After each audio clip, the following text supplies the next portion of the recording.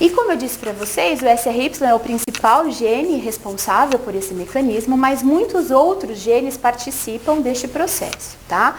E aí, o mais importante do que a expressão deles é a dosagem desses genes.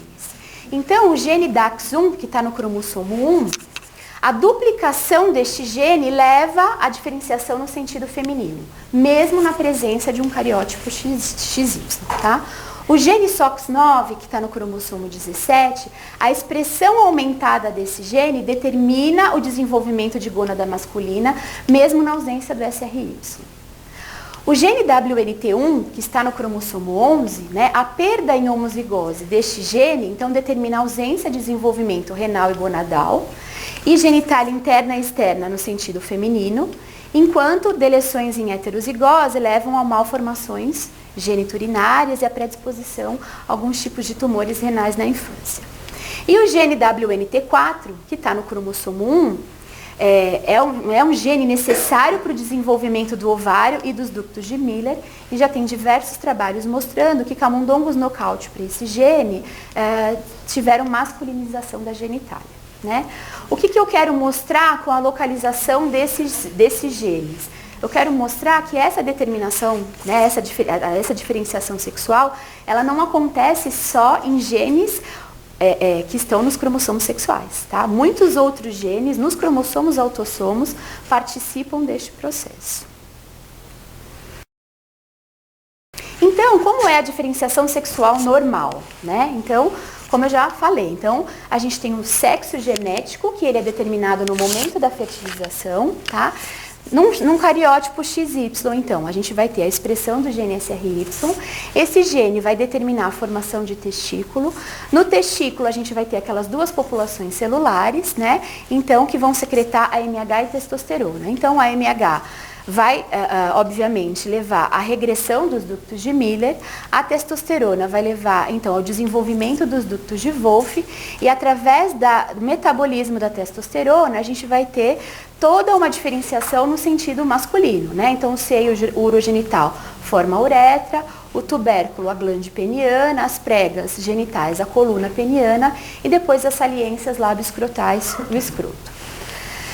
Na ausência deste cariótipo, né, então na presença de um cariótipo XX, a gente não vai ter expressão do SRY, então como eu disse, nas mulheres é uma determinação que ela é passiva, então se não tem expressão do SRY, não tem desenvolvimento de testículo, então forma-se ovário, tá?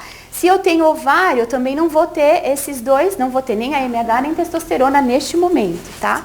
Então a gente vai ter regressão dos ductos de Wolff e desenvolvimento dos ductos de Miller, e depois, através também, né, dos hormônios, a gente vai ter toda a diferenciação no sentido feminino. Então a mesma estrutura que formou a uretra no homem, forma, por exemplo, a parte inferior da vagina, né, formou aqui o tubérculo genital, que formou a glande peniana, vai formar o clítoris, as pregas genitais, que formaram a coluna peniana, os pequenos lábios, e depois as saliências lábio-escrotais, que formaram o escroto, vão formar aqui os grandes lábios, tá? Então esse é o desenvolvimento sexual normal. Mas acontecem erros nesse processo, tá? São muitos genes que participam dele. Então, os erros neste processo são relativamente frequentes, tá? Então, acontece em 1 para cada 4.500 nascidos vivos. Não há concordância entre os vários sexos do indivíduo, né? Então, eu falei do sexo, aqui só falando dos aspectos genéticos e não psicológicos, né? Então, o sexo genético, gonadal e fenotípico, tá? O termo intersexo, que o Emerson até tinha brincado, não é mais utilizado e faz bastante tempo, tá? Então, hoje a gente usa anomalia da diferenciação sexual, tá? Então, você vai dizer uma anomalia da diferenciação sexual e dizer qual é o tipo da anomalia. Por exemplo, XX, ou então XY, neste caso, né, desta mulher que tinha o cariótipo XY, então, tá? E a investigação etiológica, ela não é simples, tá? Não é fácil fazer a investigação. Segundo uma resolução de 2003 do Conselho Federal de Medicina, vários especialistas devem fazer parte dessa equipe, obrigatoriamente um clínico geral ou um pediatra, alguém da endocrinologia ou da endocrinologia pediátrica, da cirurgia, genética, da psiquiatria, né, e da psiquiatria infantil. Obrigatoriamente, uma equipe tem que ser formada por, no mínimo, né, profissionais dessas áreas. E como são esses erros? Como são classificados? A gente classifica, então, de acordo com onde aconteceu o erro, tá? Então, erros no sexo genético são as aberrações dos cromossomos. Então, exemplo, síndrome de Turner e síndrome de Klinefelter. No sexo gonadal, o cariótipo e as gônadas não são compatíveis. E aqui é um mundo de possibilidades que são todas agrupadas, né, nesse grupo que se chama de digenesia gonadal. Tá? Então, assim, isso daqui só já era, a gente podia fazer um lato sensu só de digenesias gonadais, porque o assunto é bem extenso.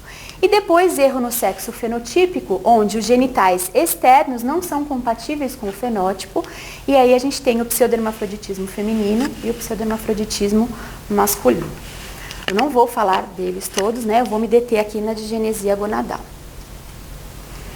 Então, uma gônada digenética é uma gônada constituída somente de tecido fibroso, tá? Ela não tem função hormonal, nem produz gametas. E quando a gente olha no microscópio, ela não lembra nada e não parece ninguém, tá? Ela não tem estruturas nem que permitam caracterizá-la, nem como ovário e nem como testículo. É uma gônada, por exemplo, do Turner, tá? Da síndrome de Turner. Elas têm digenesia gonadal. É tecido fibroso, que a gente chama de gônadas em fita, tá? O testículo digenético é diferente, é o que tem no Klinefelter, por exemplo. Existe uma diferenciação testicular, porém não tem gametogênese e a função hormonal ou é deficiente ou inexistente. Tá? Então, no caso do Klinefelter, existe uma diferenciação. A gente olha aquele material e é possível caracterizá-lo como testículo. Tá? Ele não vai ter toda a diferenciação da célula, né, daquele tecido, como um testículo normal, tá? Mas existe uma diferenciação. Na gônada digenética, não. Tá? Sem diferenciação nenhuma. Bom, por um erro na gametogênese paterna, este SRY, que não está na região pseudoautossômica, tá? Ele está logo abaixo dessa região, vai parar no cromossomo X. E aí, o que a gente observa? A gente observa famílias em geral, tá? Onde você tem homens XX SRY positivo e mulheres XY SRY negativo. Por isso que nesses casos é muito importante a gente perguntar da família, tá? Então, ó, se você tem irmãos, né? Ah, sua irmã tem filhos, menstruou, o seu irmão também teve filhos, né? Então a gente perguntar porque é muito comum acontecer estes erros dentro da mesma família, tá? Então aqui a gente já até publicou um caso, apesar de ser pouco frequente, né, 1 para 25 mil. A gente já teve 4 casos de homens XX no serviço. E o outro caso, que é o mais raro ainda, que a gente não chama mais de hermafroditismo, tá? Agora chama-se anomalia da diferenciação sexual ovo-testicular, né? Tem a incidência de 1 para 1 milhão. Cerca de 90% vão ter o cariótipo só 46XX. A maioria não tem SRY, tá? Poucos casos vão ter SRY em virtude daquela translocação. 10% dos casos tem o cariótipo XY, tá? E muito menos frequente ainda é o cariótipo 46XX, né? 46XY, o mosaico, por exemplo, tá? Porque o que determina um hermafrodita não é o cariótipo, e sim é a presença de tecido ovariano e testicular no mesmo indivíduo. Tá? Isso que independente do cariótipo dele.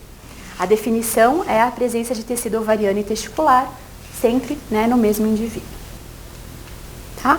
E aí, como eu disse para vocês, né, o outro sexo que eu já tinha falado, que é o erro no sexo genotípico, quando os genitais externos não são compatíveis com o fenótipo. Né? Então, aí, por exemplo, você tem um cariótipo XX, você tem ovário, mas aí você pode ter masculinização da genitália externa. Ou o contrário, cariótipo XY, testículo e feminização da genitália externa. Né? Mas aí são outros processos que podem acontecer. Por exemplo, no homem, né, o pseudohermafroditismo masculino, o mais comum é mutação no receptor de androgênios, né? Então ele produz tudo direitinho, mas o receptor não reconhece. Então se não reconhece, não tem aquela ação. E no feminino é a... Como é que chama? da 21-hidroxilase?